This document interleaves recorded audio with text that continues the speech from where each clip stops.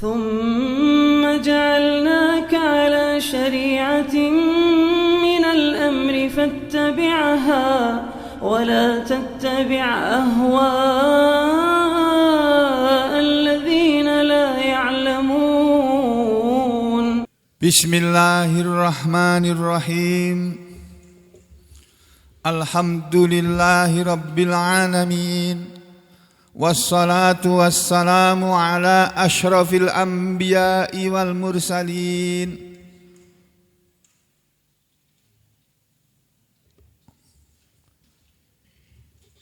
أشهد أن لا إله إلا الله وحده لا شريك له، وأشهد أن محمدا عبده ورسوله. اللهم صل على محمد وعلى آل محمد. وبعد أيها الناس اتقوا الله ما استطعتم واسمعوا وأطيعوا لعلكم ترحمون. Saudara sekalian, kemarin sudah dibacakan surat An-Nisa ayat 11 dan 12 yang penting untuk segera diketahui oleh kita semuanya, orang-orang yang mengaku sebagai muslim ini. Kemarin karena ada kesalahan saya dalam membacanya, maka saya ulangi sebagai koreksi. Saya baca lagi ayat 11 dan kita lihat, dan ayat 12 dan kita lihat tafsirnya. A'udzu billahi minasy syaithanir rajim.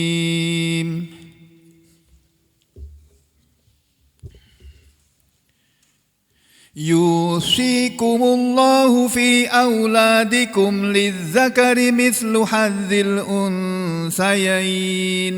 فإن كن نساء فوق اثنتين فلهن ثلثا ما ترك، وإن كانت واحدة فلها النصف، ولأبويه لكل واحد منهما السدس مما ترك إن كان له ولد، فإن لم يكن له ولد وورثه أبواه فلأمه الثلث، فإن كان له إخوة فلأمه السدس من بعد وصية يوصي بها أو دين. آباؤكم وأبناؤكم لا تدرون أيهم أقرب لكم نفعا فريضة من الله إن الله كان عليما حكيما.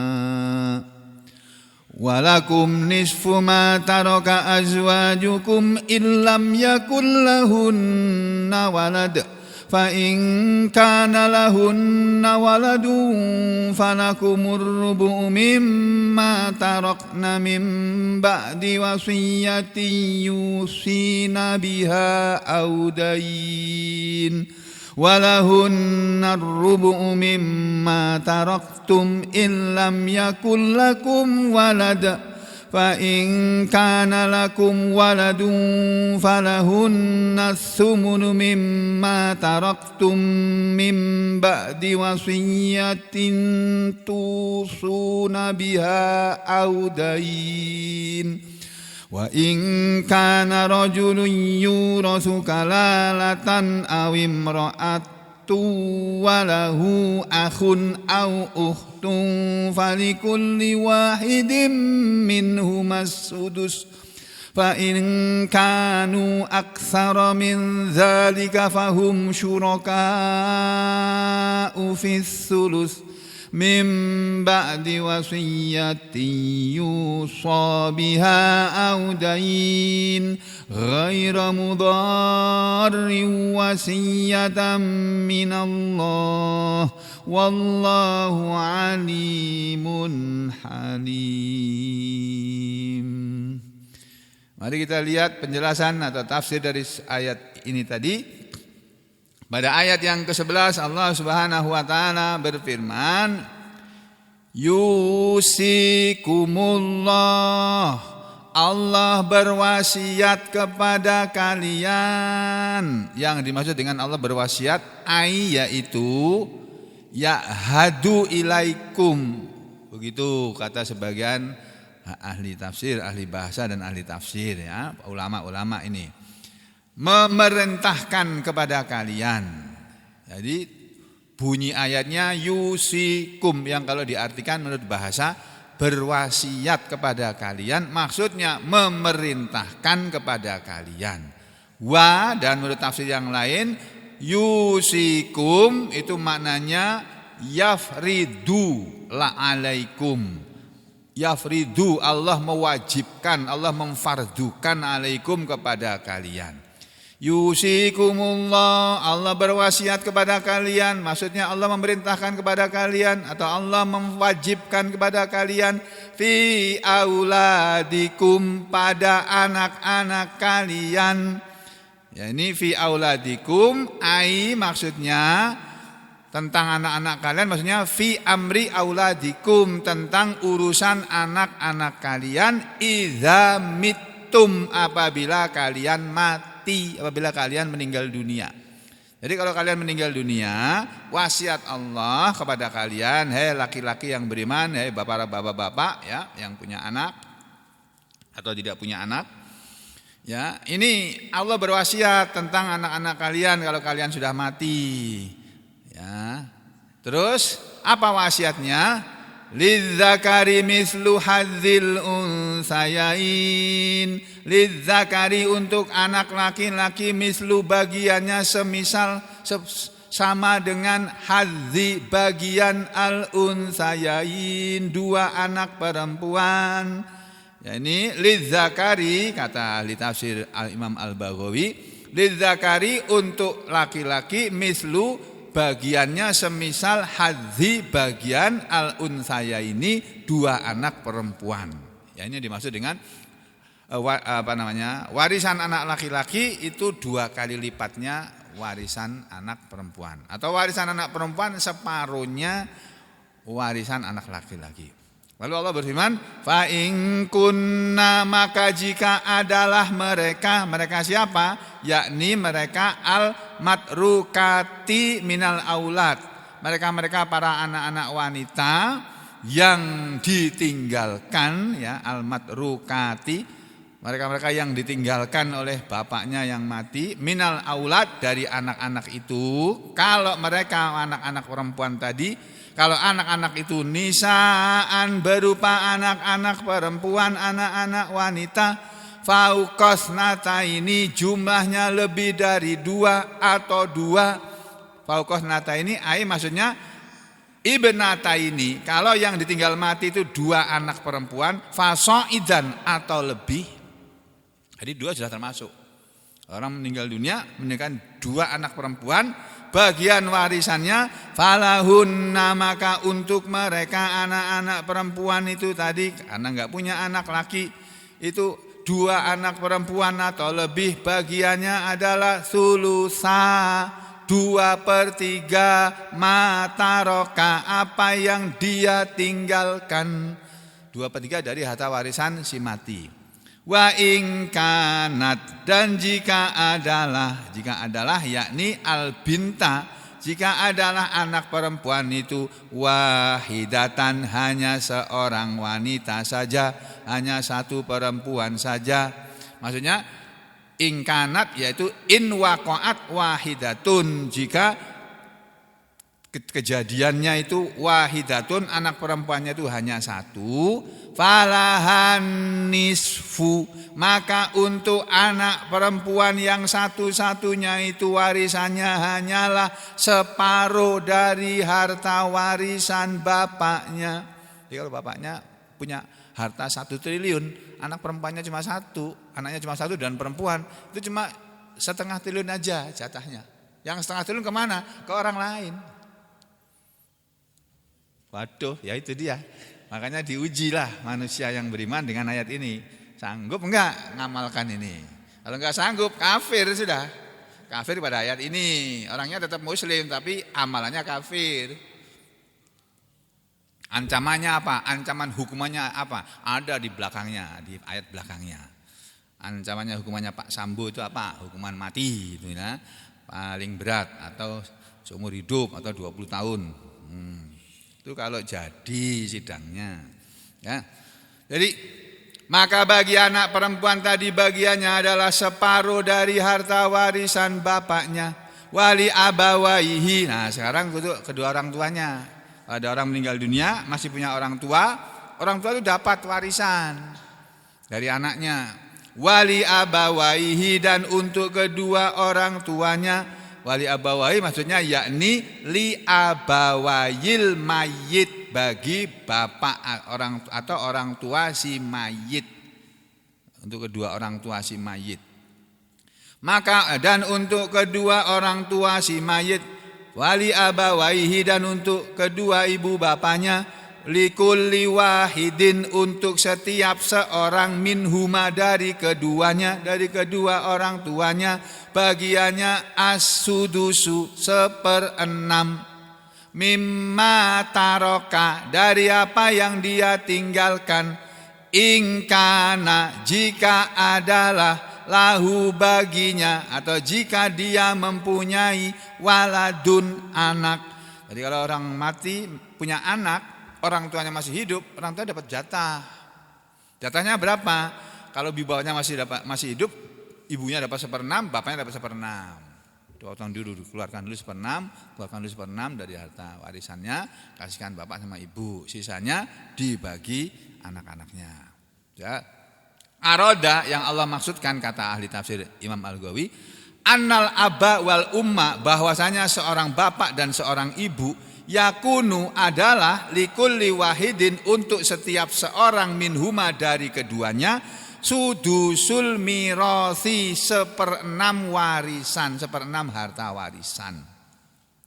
Indah pada saat, ya, indah pada waktu wujudil waladi, wujudnya atau adanya al waladi, anak, atau waladil ibni, anak nggak punya, sudah mati misalnya, tapi ada cucunya yang dapat. Ya, untuk jika si mati tadi mempunyai anak, au waladil ibni, anak laki-laki, waladi anaknya, al ibni anak laki-laki. Ya, jadi cucu dari anak laki-laki itu dapat sebagai pengganti bapaknya. Ya, wal abu, sedangkan bapak yakunu menjadi sohiba fardin, pemilik yang fardu, menjadi pemilik harta warisan yang wajib. Ya, ini jadi kalau ada orang meninggal dunia, terus anaknya, bapak ibunya dapat 1/6, apabila si mati tadi mempunyai anak laki-laki atau mempunyai cucu. Saya ulangi, saya koreksi lagi. Jadi kalau dia mati punya anak laki-laki atau punya cucu laki-laki, itu ibu bapaknya masih dapat. Ibu bapak dari si mati tadi. Kemudian bapak kan termasuk pemilik warisan. Jadi kalau ada anak mati, bapak dapat warisan kalau masih hidup. Itu. Terus berikutnya, fa illam yakul lahu waladun, maka jika tidak ada bagi si mati seorang anak atau cucu, anak nggak ada, cucu juga nggak punya, wa warithahu abawahu, dan yang mewarisi hartanya adalah kedua ibu bapaknya. Kalau tidak punya anak, ya, fali ummihi sulus, maka untuk ibunya atau bapaknya dapat 1/3. Jadi kalau ada anak, jatahnya berkurang 1/6. Tapi kalau nggak punya anak, jatahnya tambahnya separuhnya 1/3. 1/6 kan separuh 1/3, ya kan? 1/3 2 kali lipatnya 1/6. Ya itu. Terus fa in kana lahu ikhwatun, maka jika adalah si mati tadi mempunyai saudara-saudara yang jumlahnya isnani 2 orang, au aksaru atau lebih banyak, Zukuron saudara tadi laki-laki, au inasan atau saudaranya tadi perempuan-perempuan. Fali ummihis sudus, maka untuk ibunya hanyalah 1/6. Ya, jadi kalau si mati punya saudara-saudara, ini saudara-saudara ini mengurangi jatah orang tuanya. Jadi 1/3 tadinya jadi 1/6. Itu.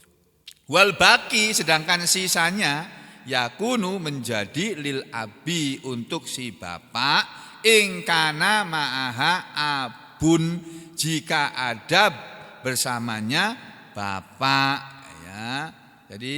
Jadi barisannya begitu kata Imam Al-Bawawi, ya. Wal ikhwatu, sedangkan saudara perempuan, la mirasa lahum ma'al abi, tidak ada warisan untuk mereka bersama adanya bapak. Jadi kalau bapak masih ada, bapak si mati masih ada, anak-anak perempuan ini saudara perempuan dari si mati tidak dapat warisan. Jadi mahjub, tertutup, terhijab. Terus walakinnahum, akan tetapi mereka, ya ini siapa namanya, saudara-saudara si mati tadi, yahjubunal umma, yahjubuna, mereka menutupi al umma, ibu, minas sulus, dari bagian ibu yang 1/3 ila sudus, menjadi 1/6. Nah, tadi ini udah jelas, malah tambah ruwet. Nah, ayatnya aja kita tadi sudah jelas tuh, ya. Jadi kalau si mati punya anak, kalau si mati tidak punya anak, ibu bapaknya dapat 1/3. Kalau si mati kalau enggak punya anak dapat 1/3. Kalau punya anak, ibu bapaknya dapat 1/6 gitu. Kemudian apa ini perkataan Ibnu Abbas, apa ini, ya? Wa qala Ibnu Abbas, dan telah berkata Imam Ibnu Abbas radhiyallahu anhuma, la yahjubul ikhwatul umma, seorang saudara si mati tidak bisa menghijab ibu, minas sulus, dari 1/3 ila sudus, kepada 1/6. Jadi ibu ya tetap dapat 1/3 walaupun ada saudara si mati, ya. Illa, kecuali, kata Ibnu Abbas, ini pendapatnya Ibnu Abbas, ayyakunu, kalau adalah saudara si mati tadi yang perempuan-perempuan itu semuanya salah satan, jumlahnya 3 orang. Tapi kata Imam Al-Baghawi, waqad tafarrada bihi, dan pendapat ini adalah pendapat yang Ibnu Abbas bersendiri dengannya. Ini pendapatnya Ibnu Abbas sendiri, bukan mayoritas atau jumhur ulama. Ya, waqala, dan telah berkata juga Ibnu Abbas, li'anna Allah Ta'ala, kenapa Ibnu Abbas berpendapat begitu? Karena Allah Ta'ala qala, telah berfirman, fa in kana lahu ikhwatun fali ummihi sudus, maka jika ada bagi si mati saudara-saudara, maka untuk ibunya hanyalah 1/6. Kalau tidak ada saudara atau tidak ada anak, maka ibu bapaknya dapat 1/3. Itu ditunaikan, dilaksanakan pembagian warisannya mim ba'di wasiyati yusi biha audain, dari setelah wasiat yang dia wasiatkan dengannya, itu dikeluarkan harta warisannya untuk menunaikan wasiat, atau mimba di dainin, sesudah untuk membayar hutang. Disebut hutang nomor 2, tapi pelaksanaannya nomor 1. Pertama kali ini orang mati ini punya hutang apa enggak? Kalau punya hutang, bayar dulu dari hartanya tadi. Kalau yang mati bapak, bayarkan harta dari si bapak tadi. Ambilkan uangnya si bapak tadi untuk bayar utang. Itulah sebabnya Bapak Ibu sekalian, nanti kita lihat di belakangnya kan, kalau seorang laki-laki meninggal dunia, bapak meninggal dunia, istri dapat warisan, anak dapat warisan. Sebaliknya juga begitu, kalau si ibu, seorang perempuan, seorang istri meninggal dunia, bapaknya atau suami, anaknya dapat warisan, bapak dari anak-anak ini atau suami si ibu tadi dapat warisan. Nah, inilah yang jadi pendapat para ulama, bahwa dalam perkawinan itu harta si bapak ya milik si bapak, harta si ibu ya milik si ibu. Walaupun mereka sudah berumah tangga, itu harta tetap harus dipisah. yang belum diberikan oleh bapak kepada seorang ibu, yang belum diberikan oleh suami, harta-harta yang belum diberikan oleh suami kepada si istri, itu milik si suami, tidak boleh diambilin. Ya. Tapi ada kecualinya. Istri baru boleh mengambil uang milik suami kalau suaminya enggak pernah ngasih nafkah. Ambil. Masa pulang enggak ngasih duit ini, lihat kantongnya, lihat ada duit, ambil. Tapi ambilnya nggak boleh sembarangan, ada aturannya juga. Nanti dalam hadis nanti diterangkan. Ada seorang wanita, ada seorang tanya kepada Nabi, ya Rasulullah, suamiku itu nggak pernah ngasih aku nafkah. Terus bagaimana? Ya, kamu ambil seperlu kamu dari uang suami kamu, nggak apa-apa, kamu pakai dan kamu sedekahkan, nggak apa-apa. Ya, itu.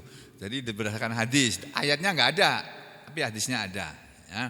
Dah, ini dulu. Kalau pembagian warisan dilaksanakan sesudah untuk membayar hutang dan sesudah menunaikan wasiat.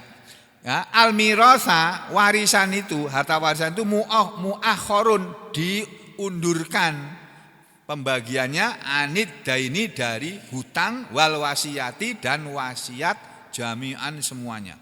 Jadi semua wasiat yang diwasiatkan oleh si mati ditunaikan dulu, hutang-hutangnya dibayarin dulu, baru dibagi warisannya. Itulah sebabnya seorang istri kalau berhutang, dia harus sepengetahuan suaminya. Dalam rumah tangga itu begitu, nggak boleh istri hutang sendiri, suaminya nggak diberitahu. Itu nanti tanggung jawab suami itu bayarin. Pertama tanggung jawabnya dia sendiri kalau dia punya duit. Kalau dia nggak punya duit, nanti walinya si wanita tadi yang menjadi penanggung jawabnya ya suaminya. Kalau nggak dibayar suaminya, istrinya nggak bisa masuk surga. Nggak bisa karena pasti punya utang belum dibayarin. Ya, jadi maknanya ayat ini jadinya mimba diwasiatin, sesudah wasiat, ingkanat, jika wasiat itu ada. Audainin, atau dilaksanakan bagian warisan sesudah untuk membayar hutang, ingkana, jika dia ada hutang. Ya, fal irsu muahorun, sedangkan pembagian warisan itu diundurkan an kulli wahidin min huma, dari setiap seseorang dari kedua ibu bapaknya. Nah, lalu di bagian akhir dari ayat 11 ini Allah berfirman begini, Pak. Abaukum, bapak-bapak kalian, wa abnaukum, dan anak-anak kalian, yakni maksudnya alladzina yaritsunakum, anak-anak kalian yang mereka mewarisi kalian, mewarisi harta kalian, yaitu mewarisi abaukum, harta-harta kalian. Sebaliknya juga begitu, wa abnaukum, dan anak-anak kalian yang mewarisi harta bapaknya. Jadi saya ulangi ya. Abaukum, bapak-bapak kalian, hei orang-orang yang beriman, wa abnaukum, dan anak-anak kalian. Masing-masing bapak maupun anak itu saling mewarisi. Anak mewarisi harta si bapak, bapak mewarisi harta si anak, kan gitu. Nah, Allah bilang, bapak-bapak kalian dan anak-anak kalian, la tadruna, kalian semua tidak mengetahui, ayyuhum, siapakah di antara mereka yang aqrabu lakum naf'a, lebih bermanfaat bagi kalian, aqrabu, lebih bermanfaat lakum, bagi kalian, naf'an, manfaatnya. Manusia itu tidak tahu. Dia punya bapak, manusia itu kan kalau normalnya ya, pada umumnya, manusia itu punya bapak, punya anak. Allah bilang, kalian semua manusia tidak tahu apakah bapak kalian yang lebih bermanfaat untuk kalian atau anak kalian yang lebih bermanfaat bagi kalian. Karena tidak tahu, makanya Allah membuat aturan, bapak dapat harta warisan dari anak, anak dapat harta warisan dari bapak. Itu aturan Allah begitu. Karena kamu tidak tahu siapa yang lebih bermanfaat. Apakah anak yang akan bermanfaat bagi bapaknya karena dia punya anak, anaknya sugih, bapaknya dapat manfaat dari anak tadi. Dalam soal hartanya ya, atau bapaknya yang sugih, anaknya yang melarat. Nah, anak yang melarat tertolong oleh keadaan bapaknya lebih bermanfaat bagi anak. Itu dalam urusan harta. Tetapi kata para ulama itu tidak mengenai harta saja ini ayat ini berbicara. Yaitu la ta'lamuna, kalian itu tidak mengetahui manusia annahum, bahwasanya mereka, ya, mereka yang disebut oleh Allah bapak-bapak atau anak-anak tadi, yang anfa'ulakum, lebih bermanfaat bagi kalian, fit dini, dalam urusan agama, bukan hanya dalam urusan harta, dalam urusan agama, wa dunia, dan dalam urusan dunia. Itu kamu tuh tidak tahu apakah bapak yang lebih bermanfaat ataukah anak yang lebih bermanfaat. Faminkum, maka diantara kalian, kata Imam Al-Baghawi, man yadunnu, ada yang menyangka, annal aba, bahwa seorang bapak, anfa'u, lebih bermanfaat lahu, bagi dia. Ada sebagian manusia atau kebanyakan manusia menyangka bapak itu lebih bermanfaat daripada anak, ya. Karena kalau dia mati, anak dapat warisan. Belum tentu. Allah bisa bikin anak lebih kaya daripada bapaknya, dan anaknya mati duluan daripada bapaknya. Allah bisa bikin begitu, ya. Fayakunu, maka jadilah al ibnu, seorang anak laki-laki, anfa'alahu, lebih bermanfaat baginya. Jadi ada yang menyangka bahwa seorang bapak lebih bermanfaat bagi dia, bagi si anak. Fayakunu, tapi maka bisa juga ada al ibnu, seorang anak yang anfa'a, lebih bermanfaat lahu, bagi dia, bagi seseorang. Ya, jadi bisa aja anak lebih bermanfaat, bisa juga bapak lebih bermanfaat. Wa minkum, dan sebagian diantara kalian, man yadunu, ada yang menyangka annal ibna, bahwasanya seorang anak itu anfa'u, lebih bermanfaat lahu, baginya. Fayakunul abu, maka jadilah si bapak anfa'alahu, lebih bermanfaat bagi dia. Jadi kata Allah, kamu sebenarnya enggak tahu, yang tahu itu aku. Wa ana, dan aku Allah al-alim, yang maha mengetahui, biman, dengan orang yang huwa anfa'u lakum, lebih bermanfaat bagi kalian. Hanya aku yang tahu, kata Allah, siapa yang lebih bermanfaat antara bapak-bapak dan anak-anak itu bagi masing-masingnya. Nah, terus kata Ibnu Abbas waktu menjelaskan ayat ini, Ibnu Abbas berkata begini. Wa qala Abdullah Ibnu Abbasin, dan telah berkata sahabat Ibnu Abbas, ahli tafsirnya Nabi ini, radhiyallahu anhuma, semoga Allah ridho kepada keduanya. Ibnu Abbas mengatakan begini, atwa'ukum lillahi azza wa jal minal abai wal abnai arfa'ukum darajatan yaumal qiyamah. Ini intinya, patokan atau tolok ukurnya. Kata Ibnu Abbas, yang lebih bermanfaat itu bukan bapak atau bukan anak, tapi yang lebih bermanfaat adalah atwa'ukum lillah. Siapa yang paling taat di antara kalian lillah, kepada Allah. Siapa yang lebih taat kepada Allah, itulah yang lebih bermanfaat. Siapa yang atwa'ukum, lebih taat kepada Allah azza, yang maha gagah, wa jalla, dan maha besar, maha agung, minal aba, baik dari kalangan bapak-bapak, wal abna, maupun dari kalangan ibu-ibu, dari kalangan anak-anak, itu arfa'ukum darajatan. Jadi yang lebih takwa, yang lebih takut atau lebih takwa kepada Allah dari kalangan bapak-bapak maupun dari kalangan anak-anak, itulah yang lebih tinggi derajatnya yaumal kiamati, pada hari kiamat. Lalu kata Ibnu Abbas, wallahu ta'ala, dan Allah subhanahu wa ta'ala, Allah yang maha tinggi, yusyaffi'ul mu'minin, akan memberi syafaat kepada orang-orang yang beriman. Ya, ba'dhum, sebagian mereka, fi ba'din, kepada sebagian yang lain. Maksudnya Allah subhanahu wa ta'ala pada saatnya nanti di hari kiamat bisa memberikan syafaat kepada orang-orang beriman, supaya mereka memberikan syafaat kepada orang beriman yang lainnya. Contohnya kata Ibnu Abbas, fa in kanal walidu, maka jika ada seorang bapak, arfa'a darajatan fil jannati, lebih tinggi derajatnya di dalam surga, rufi'a ilaihi, akan diangkatlah ilaihi, kepada si bapak tadi, waladuhu, anaknya. Bapaknya masuk di surga atas, kan surga ada 100 tingkat Pak, 100 tingkat Pak. Kalau hotel kan cuma bintang 5 saja, bintang 1, bintang 2, bintang 3, bintang 4, bintang 5. Surga itu 100 tingkatannya.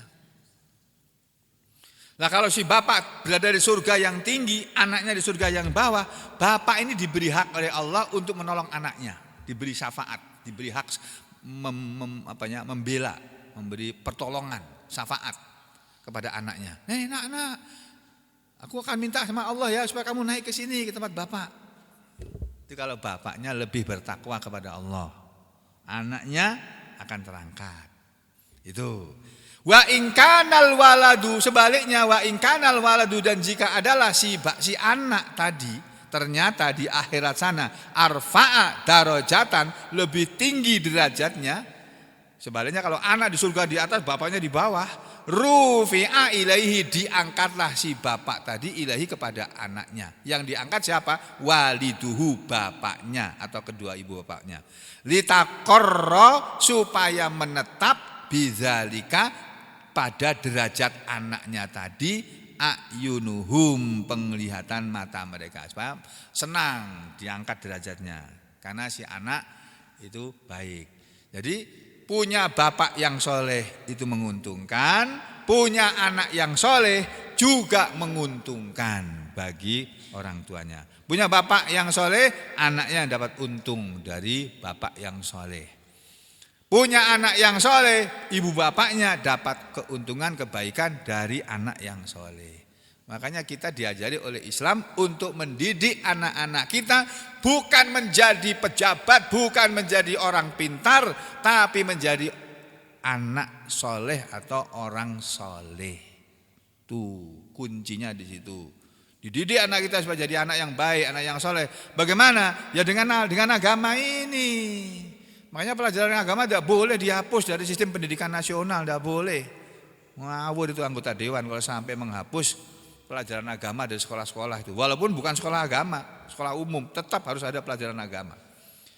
Nah, Allah menyatakan bahwa hukum dalam warisan ini tadi, faridotam minallah, adalah kewajiban dari Allah, ai ma qaddara minal mawaris. Apa yang Allah tetapkan dari harta-harta warisan ini, yang baginya segini tadi, itu adalah kewajiban dari Allah. Innallaha, sesungguhnya Allah kana adalah aliman, maha mengetahui. Allah mengetahui bi umuril ibad, tentang urusan hamba-hambanya. Jadi kalau ada orang meninggal dunia kemudian dibagi harta warisnya tidak sesuai dengan ayat ini, akan dihukum oleh Allah nanti. Akan dihukum oleh Allah. Allah selain dia maha mengetahui, juga dia adalah hakiman, maha bijaksana, yakni binusubil ahkam, dengan pembagian hukum-hukumnya ini. Jadi hukum-hukum yang ada dalam warisan ini, hukum waris yang ada dalam hukum-hukum Allah ini, itu adalah hukum yang bijaksana. Orang kan berkata, bijaksana apa? Anak perempuan dapat separuh kok, anak laki-laki dapat satu utuh. Kok bijaksana? Ya menurut kamu begitu, tapi menurut Allah ini yang bijaksana. Kenapa begitu? Karena di dalam Islam, Bapak Ibu saudara sekalian, yang wajib mencari nafkah itu para suami, para bapak-bapak, para laki-laki. Perempuan-perempuan itu tidak wajib mencari nafkah. Dia tinggal di rumah mendidik anak-anaknya, suruh ngapalin Quran, suruh sholat, suruh apa, diajarin yang baik-baik, ya, dikasih makan, dipelihara, dijaga. Nah, bapaknya yang bagian cari uang, gitu. Makanya Allah bikin aturan, yaitu tadi, bagian anak laki-laki 2, bagiannya anak perempuan. Kenapa? Karena anak laki-laki mempunyai kewajiban membayar mahar untuk menikah, dan anak laki-laki mempunyai kewajiban dari Allah untuk memberi nafkah kepada wanita-wanita, istri maupun anak-anaknya. Itu sebabnya hukum waris itu seperti itu. Nah, itu dulu pernah ada seorang profesor kalau nggak salah, ya sudah almarhum, kiai itu besar, menghapus hukum ini. Ini hukum ini nggak adil ini. Wah, anak perempuan kok dibeda-bedakan. Terus mereka bikin hukum tersendiri. Bagian anak laki-laki dan perempuan sama saja. Oh, itu tokoh itu, udah almarhum, nggak boleh disebut namanya. Ya, nanti urusan dia sama Allah. Nah, di belakangnya ada ancaman. Nah, sebelum kita sampai kepada ancamannya, ada ayat yang ke-12. Tapi ayat yang ke-12 ini panjang lebar, Pak. Nah, makanya nanti penjelasannya insya Allah kita sampaikan pada pertemuan yang akan datang. Insya Allah. Aqulu qauli hadza astaghfirullah li wa lakum. Allahumma taqabbal minna innaka antas samiul alim wa tub alaina innaka antat tawwabur rahim. Allahumma inna nas'aluka ilman nafi'an wa rizqan wasi'an wa shifaan min kulli da'. Allahumma inna nas'aluka ilman nafi'an wa rizqan thayyiban wa amalan mutaqabbala. Rabbana atina fid dunya hasanah wa fil akhirati hasanah wa qina adzabannar wa sallallahu ala Muhammadin wa ala ali Muhammad walhamdulillahi rabbil alamin.